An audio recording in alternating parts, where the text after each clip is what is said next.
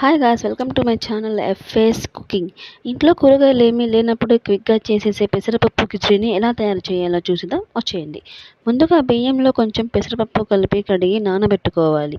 తర్వాత వెడల్పాటి గిన్నె స్టవ్ మీద పెట్టుకుని నూనె వేసుకోవాలి. నూనె బాగా వేడి అయిన తర్వాత కట్ చేసి పెట్టుకున్న 2 ఉల్లిపాయలను వేసి బ్రౌన్ కలర్ వచ్చే వరకు వేయించుకోవాలి. ఉల్లిపాయలు వేగించిన తర్వాత కట్ చేసి పెట్టుకున్న 2 టమాటాలు, 2 పచ్చిమిర్చి, కొంచెం కొత్తిమీర వేసుకుని బాగా వేయించుకోవాలి. ఇవన్నీ బాగా వేయించిన తర్వాత 2 స్పూన్ల అల్లం వెల్లుల్లి పేస్ట్ను వేసుకొని పచ్చివాసన పోయే వరకు బాగా కలుపుకొని వేయించుకోవాలి. ఇవన్నీ బాగా వేగాక ఎసరు వేసుకోవాలి.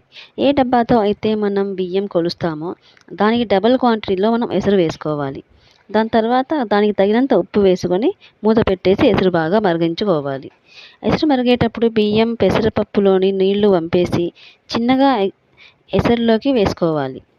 అన్నం దగ్గర అయ్యే వరకు మధ్య మధ్యలో కలుపుతూ మంటను మీడియం ఫ్లేమ్లో పెట్టుకోవాలి. అన్నం దగ్గర అయిన తర్వాత చివరిలో కొంచెం నెయ్యిని వేసుకొని స్టవ్ సిమ్లో పెట్టేయాలి. 5 నిమిషాల తర్వాత ఎంతో టేస్టీ యమ్మీ కిచిడి రెడీ అయిపోయింది. ఈ వేడి వేడి కిచిడిలోకి పీనట్స్ చట్నీ లేదా ఆలూ కర్రీతో అయినా సర్వ్ చేసుకోవచ్చు. ఎప్పుడైనా చుట్టాలు సడన్గా ఇంటికి వచ్చిన ఈ కిచిడిని క్విక్గా చేసేయచ్చు.